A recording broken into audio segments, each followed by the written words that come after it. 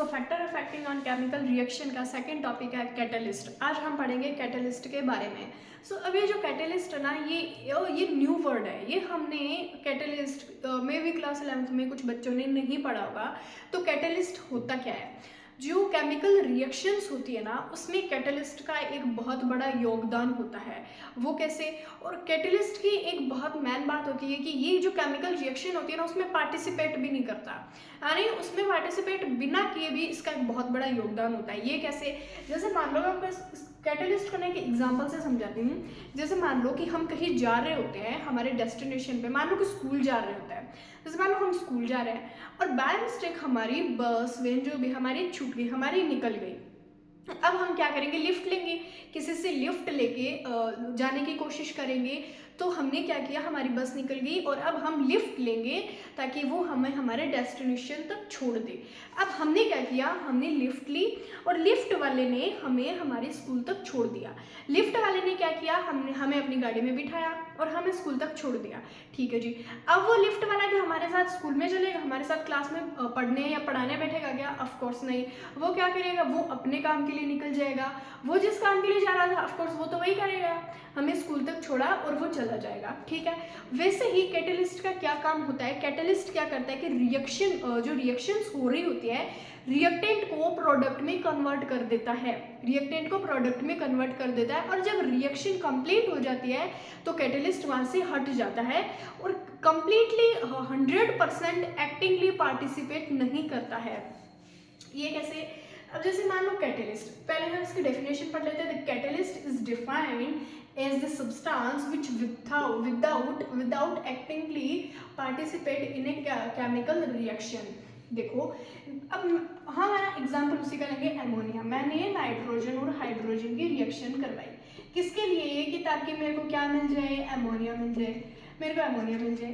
अब ये जो नाइट्रोजन और हाइड्रोजन, मैंने बताया टेम्परेचर बढ़ाएंगे, कॉलिजन होगा, ये सब वो सब ये तो पता है। इसके बॉन्ड टूटेंगे, इसके बॉन्ड टूटेंगे, न्यू बॉन्ड का फॉर्मेशन होगा, ये सब हमने पढ़ लिया।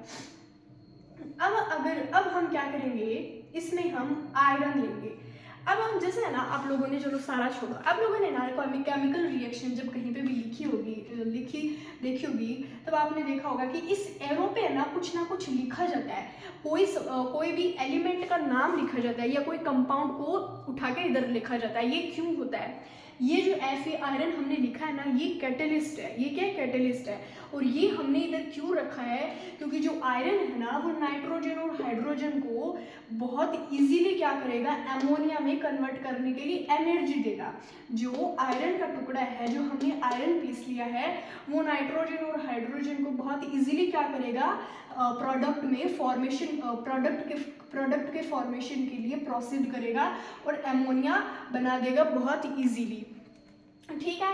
कैसे? अब जैसे ना, हम इसको एक ग्राफ से समझेंगे। क्या समझेंगे? ग्राफ से। ये हमारा क्या? रिएक्टेंट। ये हमारा रिएक्टेंट। ठीक है। ये मैंने क्या लिया? रिएक्टेंट। अब देखो, ये जो ग्राफ वगैरह होते हैं ना, उसको समझने के लिए हमें पूरा ध्यान से देखना होता है। ये रिएक्टेंट है। अब कोई सोचेगा कि हमने इस रिएक्टेंट को इतना ऊपर क्यों लिया, रिएक्टेंट को हमने जमीन से इतना ऊपर क्यों लिया? जमीन यानी ये क्या है? ओरिजिन। ठीक है। जमीन मतलब ओरिजिन से इतना ऊपर क्यों लिया? क्यों लिया? क्योंकि जो रिएक्टेंट है, ये इसकी क्या? Internal energy. अब है, इंटरनल एनर्जी क्या होती है? इंटरनल एनर्जी, जैसे मान लो कि नाइट्रोजन और हाइड्रोजन है। अभी नाइट्रोजन और हाइड्रोजन की कोई ना कोई एक अपनी इंटरनल एनर्जी तो होगी।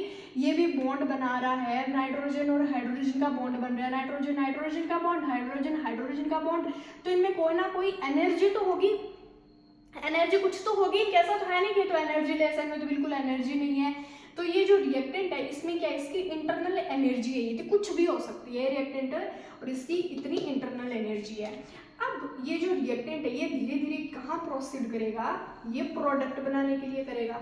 ये इधर प्रोडक्ट बनाएगा और ये इधर क्या है? एक एनर्जी बैरियर है। ये क्या? एनर्जी बैरियर है। इसको हम ट्रांजिशन स्टेट बोल सकते हैं। इस जो एनर्जी बैरियर है, इसको हम ट्रांजिशन स्टेट बोलते हैं। देखो, बहुत ध्यान से समझना। स्टार्टिंग में भी कंफ्यूजन लग सकता है, बट एट द लास्ट ये जो कैटलिस्ट है, हमें बहुत अच्छे से समझ आने वाला है। ये रिएक्टेंट लिया हमने, रिएक्टेंट की कोई ना कोई इंटरनल एनर्जी होती है और वो आपको समझ आएगी, क्योंकि कोई भी जो एलिमेंट है, कंपाउंड है, उसकी एनर्जी तो होती होगी, ये इसकी इंटरनल एनर्जी, और ये ट्रांजिशन स्टेट है। ट्रांजिशन स्टेट क्या होता है, ये एक आप बैरियर समझ सकते हो, रुकावट समझ सकते हो कि इतनी एनर्जी वो क्रॉस करेगा, तब जाके इतनी एनर्जी, इतना जब उसका जो ग्राफ है, यानी जो रिएक्टेंट इतनी ग्राफ से, इतना ऊंचाई से वो क्रॉस करेगा, तब जाके वो प्रोडक्ट में बदलेगा। देखो फिर से देखो, यानी जो रिएक्टेंट है उसको बहुत ज़्यादा एनर्जी की रिक्वायरमेंट है, उसके पास इंटरनल एनर्जी तो इतनी है, बट उसको जो नीड है प्रोडक्ट में कन्वर्ट होने के लिए, इतनी एनर्जी की नीड है। लेकिन अब इसमें क्या होगा, कुछ एलिमेंट्स क्या होंगे, कुछ रिएक्टेंट क्या होंगे, इस एनर्जी बैरियर के ग्राफ को क्रॉस कर जाएंगे, यानी कुछ तो जो रिएक्टेंट होंगे वो इस ग्राफ को क्रॉस कर जाएंगे, यानी इतनी एनर्जी को क्रॉस कर जाएंगे और प्रोडक्ट में फॉर्म हो जाएंगे। बट सब एलिमेंट्स के पास तो नहीं होगी ऐसी एनर्जी, कुछ एलिमेंट्स क्या होंगे, एबल ही नहीं होंगे, इस बैरियर को क्रॉस करने के लिए एबल ही नहीं होंगे। वो क्या करेंगे, कोशिश करेंगे कि ऊपर जाए, वो प्रोडक्ट में फॉर्म होने की कोशिश करेंगे, बट वो नहीं कर पाएंगे, तो वो वापस उनके जो